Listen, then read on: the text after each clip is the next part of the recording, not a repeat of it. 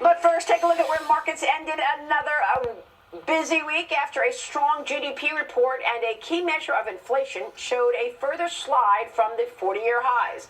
But markets for the year are solidly in the red. All three major indices on track for the worst year since 2008, led by the NASDAQ. Joining me right now is Macro Mavens President Stephanie Pomboy. Stephanie, it's great to see you. Thank you so much for being here.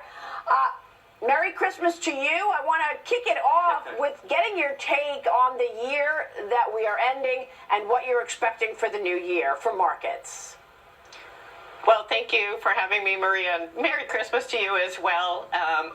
I wish that I had a more jolly Christmas message to impart, but I think after a fairly rocky 2022, we're going to experience much of the same in 2023. The way I see it is pretty much 2022 was a re-rating affair. It was the markets adjusting to a new higher level of interest rates on, the Fed's tightening. 2023 will be when we see the fallout from those rate hikes in the economy. I mean, obviously, on the front lines, housing has already slowed sharply in terms of volume. I think price will follow that in 2023, but you'll also see a broadening out of the hit to the economy to just general consumers struggling to service higher price debt. And my main focus of concern is the corporate sector, which has a tremendous amount of debt that rolls next year in 2023, and they're going to be rolling that paper at interest rates that are in some cases double or triple what they were borrowing at prior. And we've got a lot of companies that are very marginal that are not going to make it. So I think you're going to have a default cycle in 2023, and that will reverberate through all the markets, both the corporate credit market and equities as well. Yeah, this is a big deal, and you've been talking about this for so long with me on Mornings with Maria. I want to get your take on how severe it's going to be and what this is going to mean for the backdrop, because so far the macro story has basically been offset. The weakness has been offset by a tight labor market. You're talking about a profits recession, about earnings estimates that need to come down, and these so-called zombie companies that have so much debt, they're not going to be able to pay the interest payments. You think they'll go bankrupt? I believe they will. If you couldn't service your debt before with your income from existing operations, how are you going to do that when rates are double or triple what you were paying prior? I think this is going to be a real problem, and obviously you're seeing around the periphery a lot of trouble already. We've seen, increased defaults. Obviously, you've had bankruptcies like Revlon and AIG, which I think is kind of an interesting echo through history that, here we are all the way out 14 years later from 2008, and AIG is now, filed for bankruptcy.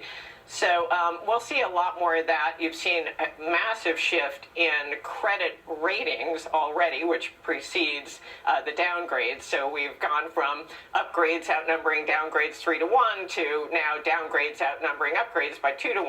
But so I think you've got $1 trillion in debt on the balance sheets of these zombie corporations that will likely just go up in a puff of smoke, sort of like FTX did.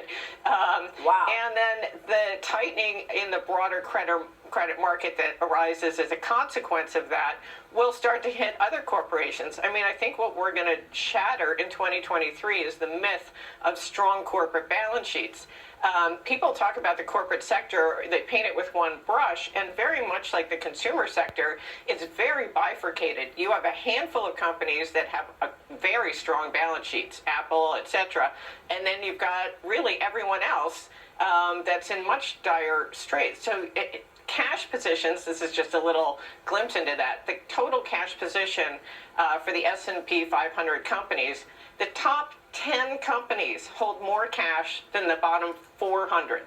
And those are the largest 500 companies in the country. So imagine what the cash position is when you broaden the lens out to the top 1,000 companies. So we've got much less balance sheet strength to work with here. And again, we have all this debt that rolls. Next year, $1 trillion of debt rolls, and then another $1 trillion the year after that, and another $1 trillion in 2025. So there's going to be no respite from this onslaught of higher debt service. And Yeah. as you mentioned, I've been a broken record on earnings. We got the personal income and spending numbers, and you see that trend where income actually surprised on the upside, but the spending numbers surprised on the low side. And people are trying desperately to shore up some savings and try to, repair their balance sheets a little bit, which will only further depress corporate profits going into 2023. Stephanie, real quick before you go, how do you want to be invested going into the new year with all of this worry? Yeah, well, I guess I would be very defensive. I think in the backdrop I'm describing, you'll continue to see a rally in the Treasury complex as the 10-year yields start to come down, pricing in what I believe will be a much more material recession. That could help utility companies. That's an area I would be interested in. I'd generally be defensive. I'd be holding as much cash as you're able to hold. I'd probably be positioned in hard assets, the precious metals area I like a lot. And to the extent that you're a long-only manager and you've got to put money to work somewhere, I'd probably be overweight emerging markets versus the developed world economies, where these higher interest rates are going to have a major impact because we're also massively levered, and for the most part, the emerging markets have much less debt on their balance sheets than we do. So there's not a lot of great opportunities. I'd be very, defensive again in the stock market, and definitely underweight the consumer discretionary space, and I wouldn't touch corporate credit with a 10-foot pole. All right, I know what to avoid. Yeah. We will leave it there. It's great to see you this weekend, Stephanie. Thanks very much for being here. A quick break.